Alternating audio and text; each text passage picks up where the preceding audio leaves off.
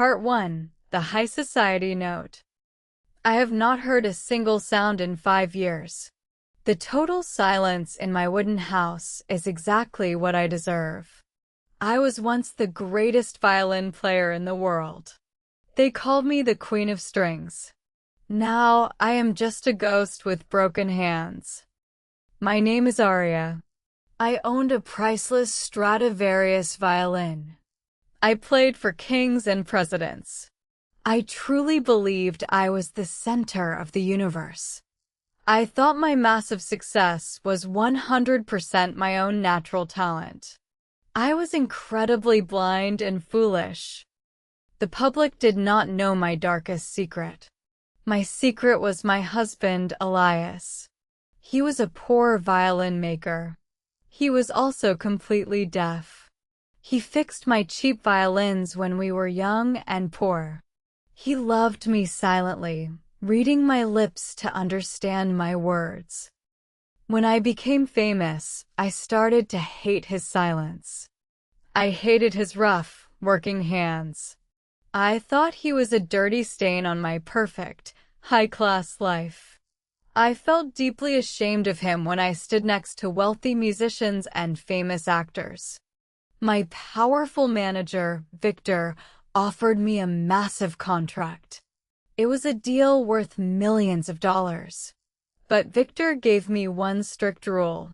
He told me the public must never know about my deaf, poor husband. He said Elias would destroy my elegant image completely. I agreed without thinking. I took off my wedding ring. I moved Elias into a tiny, dark room in the basement of my huge mansion.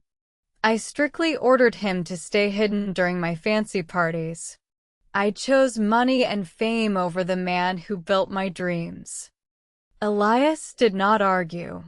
He just smiled sadly and nodded his head. He stayed in the basement, cleaning my expensive violin every night. He tuned the strings perfectly by feeling the vibrations of the wood against his chest.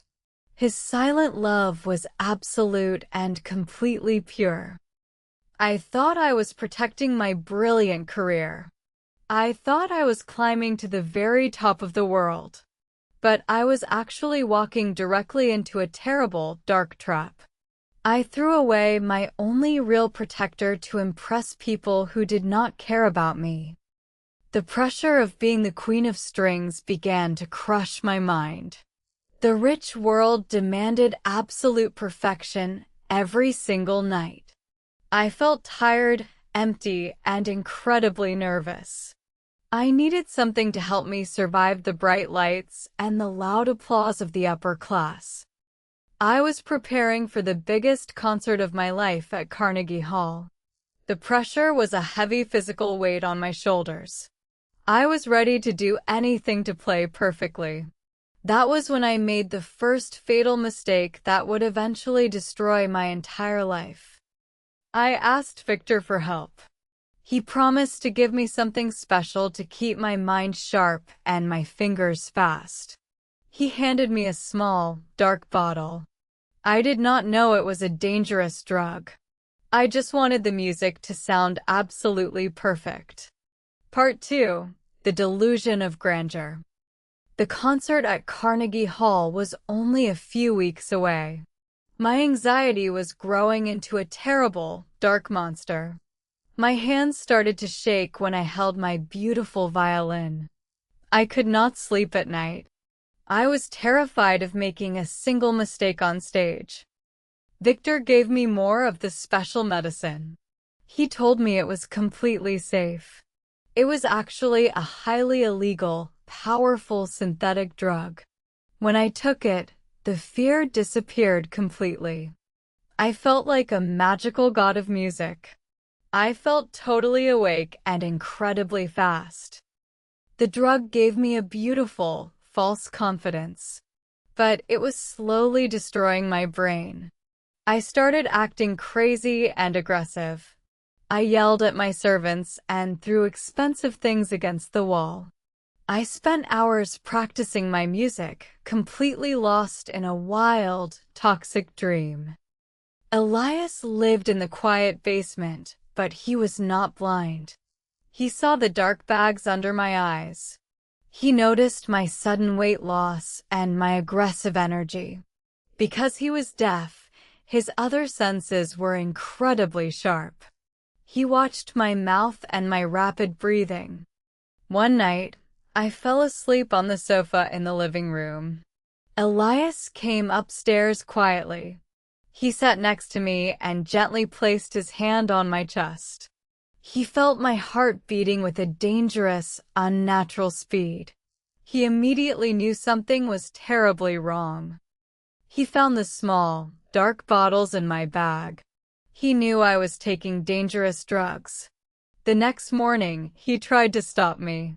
He stood in front of me, using rapid sign language. He begged me to stop taking the poison. He looked deeply terrified. I did not want to listen to his silent warnings. The drugs made me feel powerful and arrogant. I thought he was just trying to control my life. I told him he was stupid and could never understand the pressure of being a true, famous genius. Elias grabbed my arm gently, pointing to the bottles. He shook his head, tears forming in his eyes.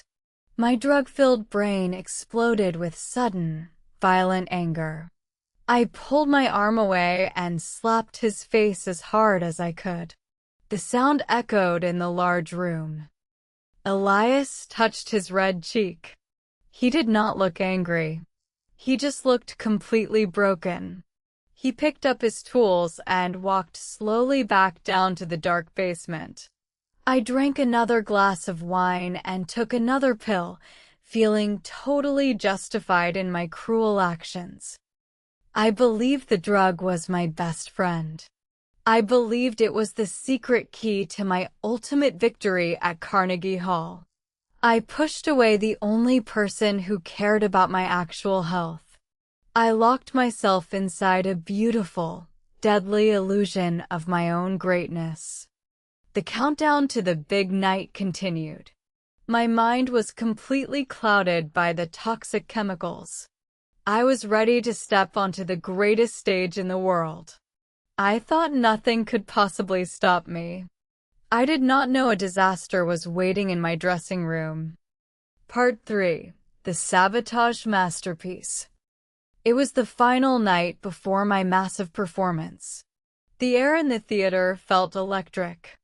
Thousands of rich people bought expensive tickets to see the Queen of Strings. I stood in my private dressing room, holding my beautiful Stradivarius violin. It was worth millions of dollars. Victor knocked on my door.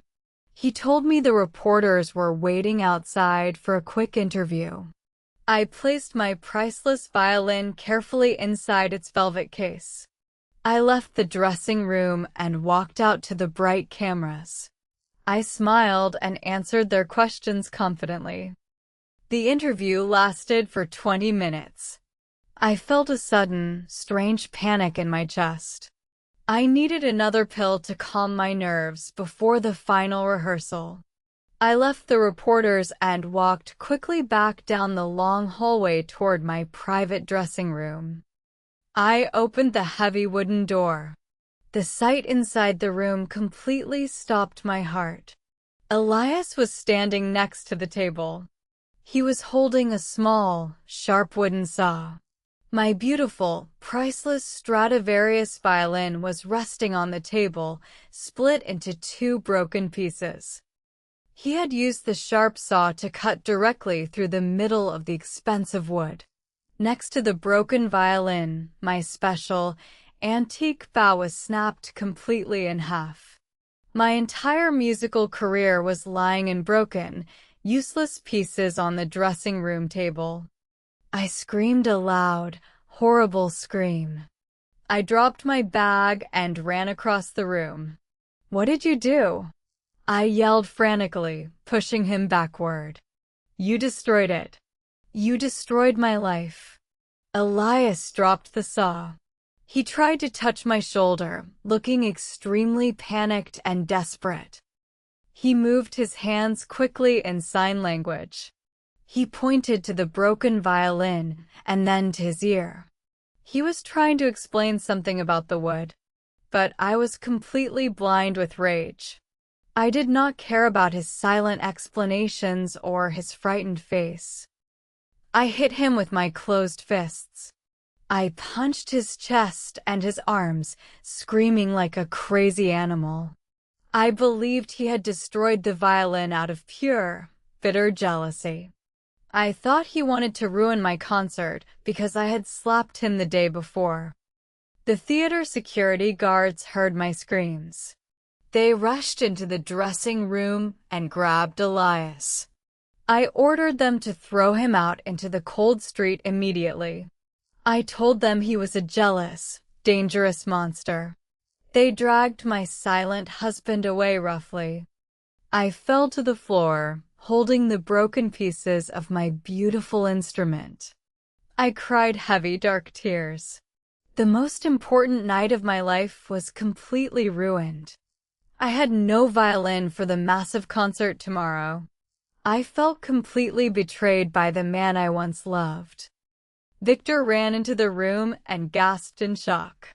He quickly promised to find me a backup violin for the performance. But the magic was gone. The Stradivarius was destroyed. I took a double dose of the drug to stop my hands from shaking. I was doomed. Part 4. The Dissonant Fall. The next evening, the Carnegie Hall was completely full. The crowd clapped loudly as I walked onto the grand stage. I was wearing a beautiful red dress, but my mind was totally chaotic. I was holding a borrowed, backup violin. It felt heavy and wrong in my hands. My heart was beating too fast. The double dose of the drug was attacking my nervous system. I raised the bow and began to play the first complex notes. The sound was absolutely terrible. The notes were completely out of tune and incredibly harsh to the ears.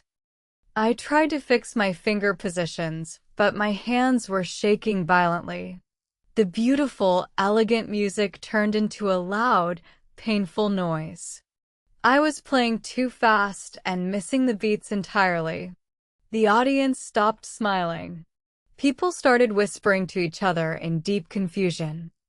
I panicked and played even harder, making the screeching sound worse. The music was a complete, dissonant disaster. Several famous critics stood up from their expensive seats and walked out of the theater in disgust. My golden reputation was burning to ashes right in front of me. I stopped playing in the middle of the song. I dropped my bow and ran off the stage, crying hysterically. The audience booed loudly.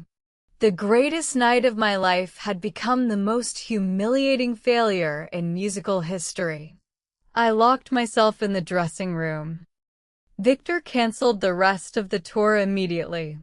The newspapers published terrible reviews the next morning. They said the Queen of Strings had lost her magic completely. All my million-dollar contracts were instantly canceled. My wealthy sponsors dropped me.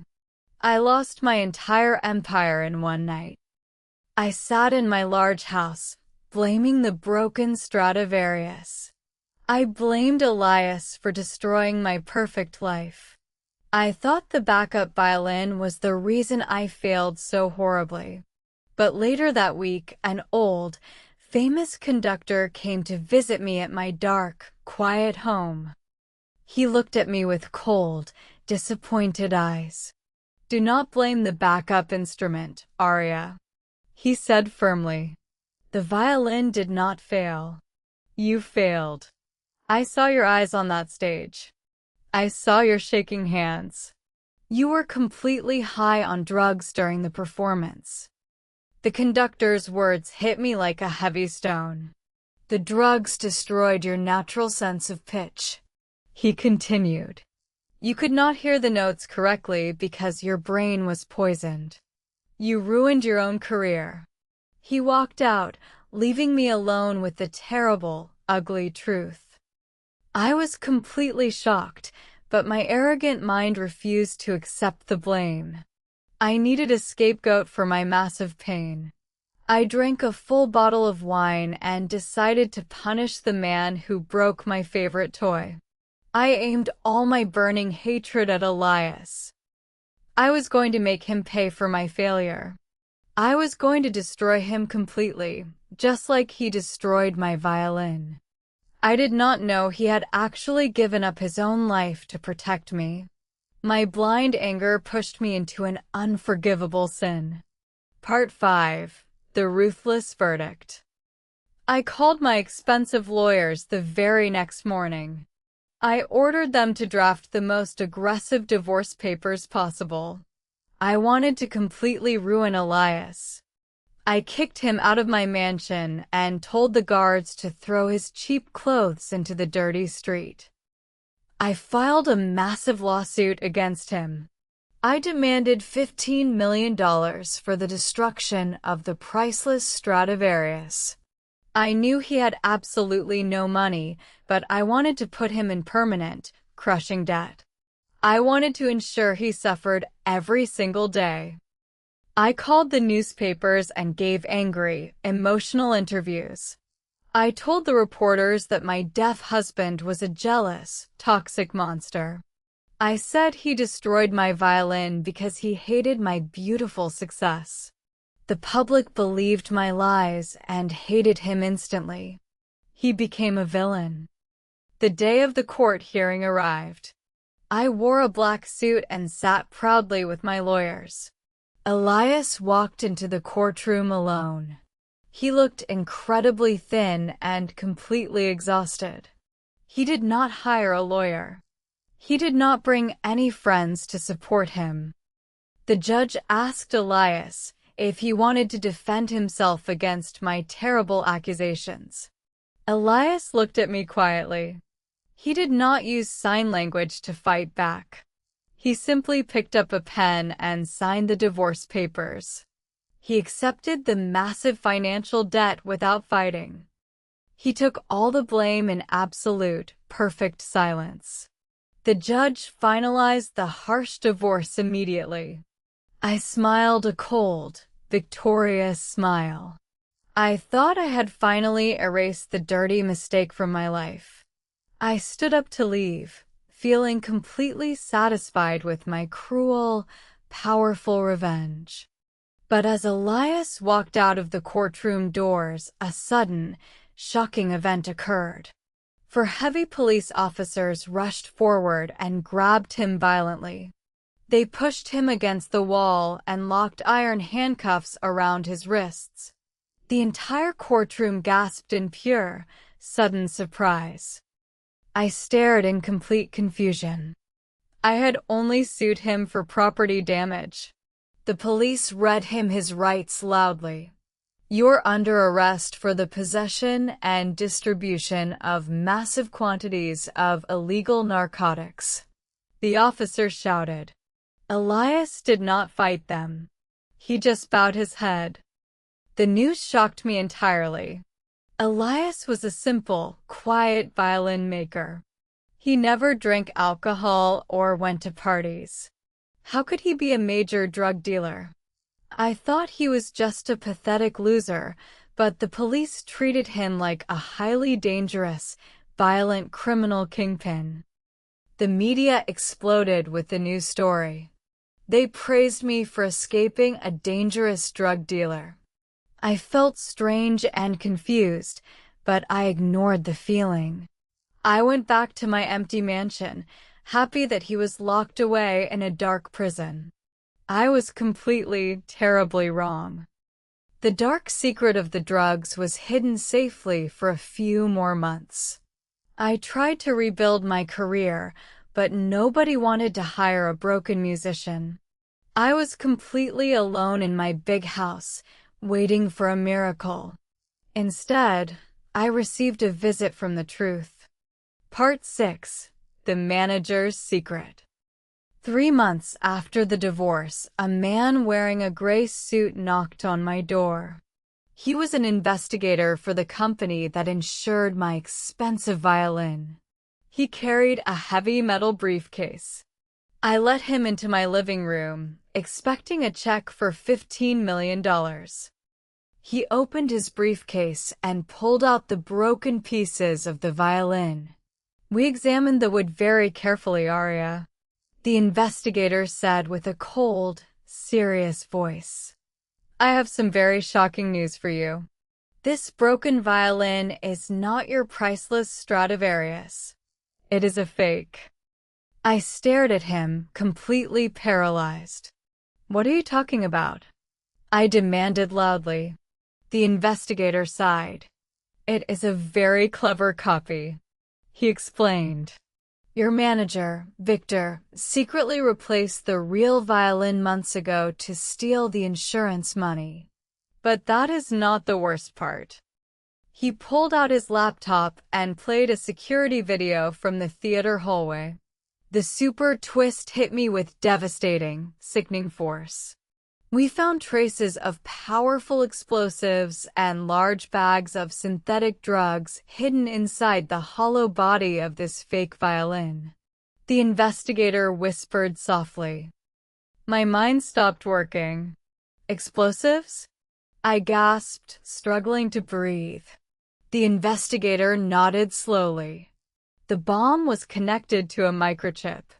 It was designed to explode when it heard a specific high musical note. Victor planned to blow you up on stage during your final concert performance. Victor had purchased a massive life insurance policy on you. The investigator explained grimly. He wanted you to die a tragic death so he could collect $50 million. The drugs inside the violin were his illegal stash. He used your instrument case to smuggle drugs globally. I looked at the broken pieces of wood, crying uncontrollably. If Elias hadn't cut the violin, I whispered in terror. You would be dead. The investigator confirmed. Elias is a master luthier. When he picked up the fake violin, he instantly felt that the weight was completely wrong. By feeling the vibrations of the wood, Elias knew the instrument was hollowed out and filled with foreign objects. He realized it was a deadly trap. Because he could not speak, he had no time to warn you. He grabbed the saw to disarm the bomb immediately. He sawed the violin in half to break the electronic circuit and save your life. The investigator said gently. He destroyed the fake instrument because it was a weapon aimed directly at your heart. He was not a jealous monster. He was your quiet, incredibly brave savior. I fell to the floor, screaming in pure, agonizing emotional pain. I had punched him. I had sued him. I had ruined his reputation and thrown him into the street. He saved my life from a massive explosion, and I thanked him by destroying his entire world completely. But the most terrible questions still remained. If Victor put the drugs in the violin, why did Elias get arrested for drug possession? Why did he go to prison? The answer to that question would finally break my arrogant soul into a million tiny, unfixable pieces. Part 7. The Silent Sacrifice. I looked at the investigator with wide, terrified eyes. If Victor owned the drugs, why is Elias in a maximum security prison? I cried desperately. The investigator closed his laptop and looked at me with profound pity. Elias made a very difficult, completely selfless choice that night. He explained. When Elias cut the violin open, the bags of illegal drugs fell onto the dressing room table. He knew Victor was a dangerous man with powerful connections to the police. If Elias left the drugs there, Victor would have blamed everything completely on you, Aria. You were already acting crazy and aggressive. The investigator continued. The police would have easily believed you were a crazy drug addict smuggling narcotics in your violin case. Your career, your reputation, and your freedom would have been completely, permanently destroyed. You would have gone to prison. Because Elias was deaf, he could not explain the complicated truth quickly to the angry security guards. He knew he could not fight Victor's expensive lawyers. So, he gathered every single bag of drugs from the broken violin. He put them into his own backpack silently. He walked directly from the theater to the main police station. He placed the massive pile of drugs on the front desk. He wrote a confession on a piece of paper. He claimed he was a major drug dealer and the sole owner of all the narcotics. He also wrote that he secretly supplied the drugs to his famous wife without her knowledge. He took absolute, 100% responsibility for the crime. He gave the police a perfect, simple story. He sacrificed his own freedom to keep your beautiful, elegant image completely clean. My heart hammered painfully against my ribs. He went to prison to protect me. I whispered, tears pouring down my face like a heavy river. He let me sue him and insult him in the media. He never defended himself. He just accepted my cruel, blind hatred. He embraced the darkness so you could stay in the light. The investigator said quietly. He knew you needed a villain to blame for your failed concert. He played the villain perfectly. He accepted the harsh divorce and the massive debt to make your fake story look completely real. The pure, massive weight of his silent love crushed my entire universe. He loved me more than his own life, and I treated him like absolute garbage. I was a selfish, arrogant monster who cared more about clapping hands than the gentle hands that actually built my success. We have to get him out. I screamed frantically, grabbing my coat. You know the truth now. We can prove Victor is the real criminal. The investigator nodded seriously. We are preparing a case against Victor. But you must hurry, Aria. Victor is a very dangerous man. Victor knows Elias is in prison. The investigator warned me. If Victor thinks Elias might talk to the police, he will silence him. You need to bail your husband out immediately before Victor's friends reach him inside the jail. The race against death had officially started. Part 8. The Desperate Race. I ran out of my house and drove wildly to my lawyer's office. I burst through the doors, crying and shouting. I ordered them to sell everything I owned immediately. Sell the mansion, sell the cars, sell my jewelry. I demanded frantically. I need cash for his bail right now. My lawyers thought I was crazy, but I did not care. I signed the papers quickly, liquidating my entire fortune in a single afternoon. I gathered the massive amount of money needed to release Elias from the high-security prison.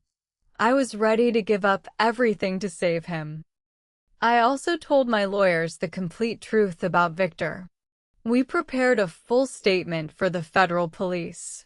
We were going to expose the bomb, the drugs, and the massive insurance fraud. I was finally going to destroy the evil manager and bring my innocent husband home.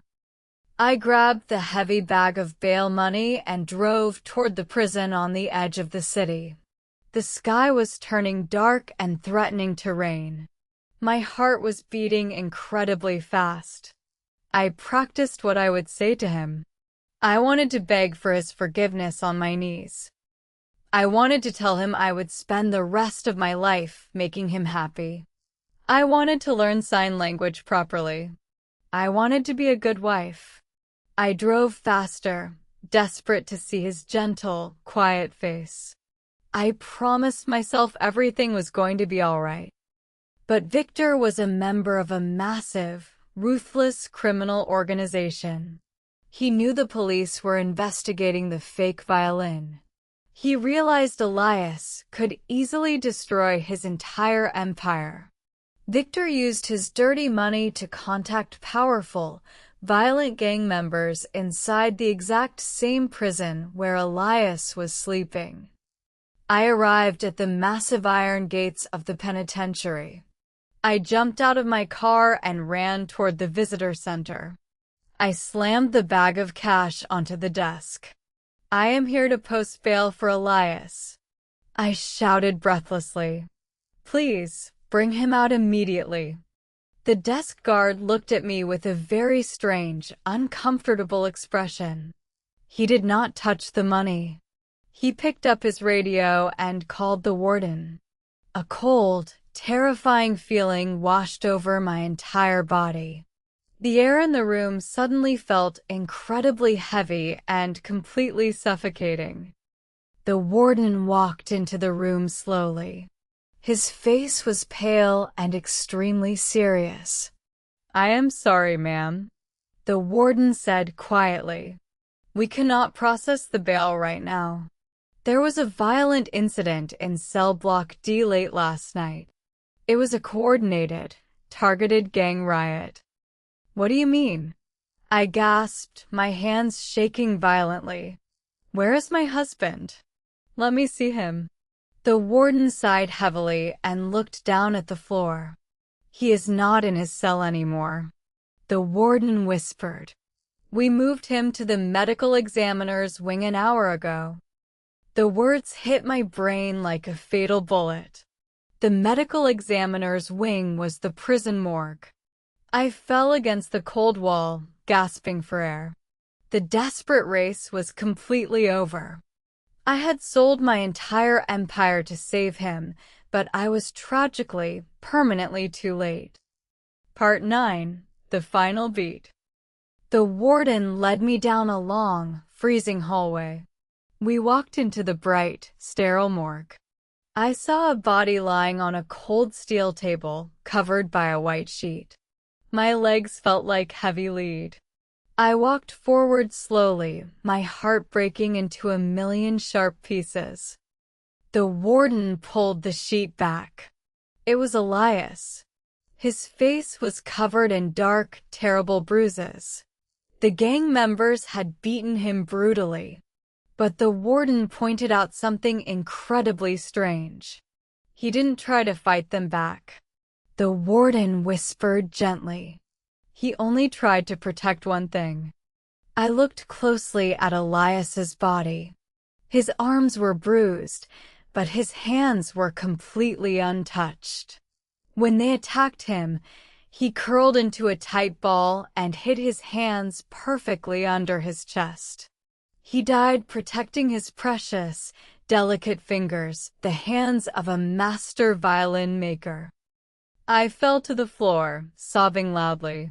I kissed his cold, bruised face. "I am so sorry," I screamed into the silent room. "You saved me, and I let them kill you."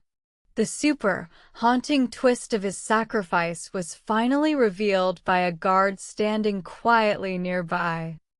The guard handed me a piece of paper covered in dried blood. "We found this hidden in his shoe," the guard said softly. "He wrote it for you."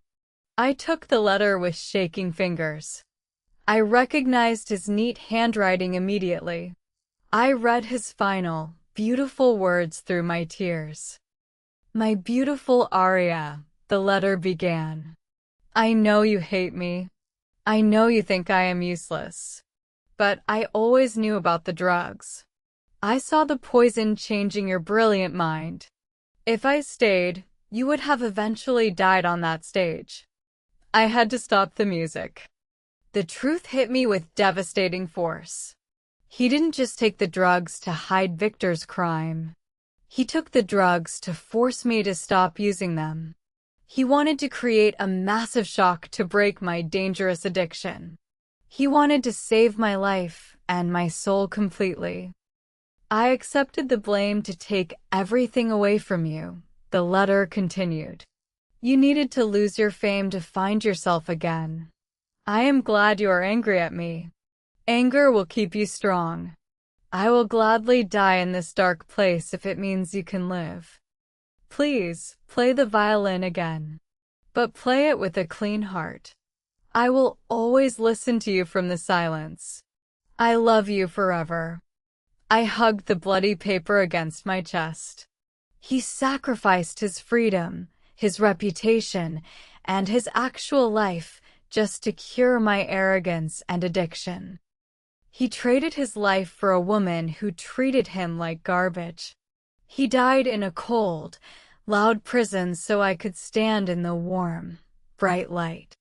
The absolute, pure beauty of his love completely destroyed the monster inside me. The arrogant queen of strings was finally, permanently dead. I stood up slowly, holding his cold, perfect hands. I promised him I would change. I promised him the world would know his name. But my punishment was not finished yet. I had one final, terrible debt to pay for my blind, cruel pride. The music had to end.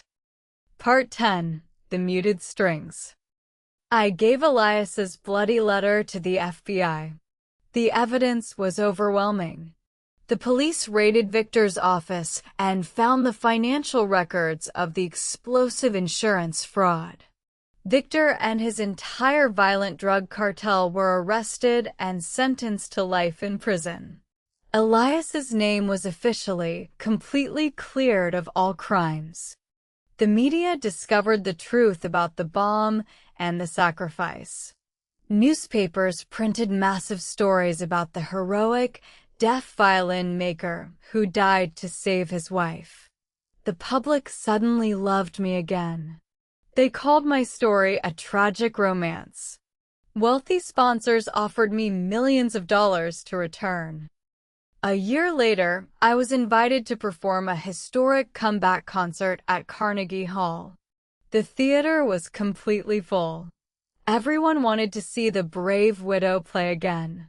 The organizers presented me with a real, authentic Stradivarius violin.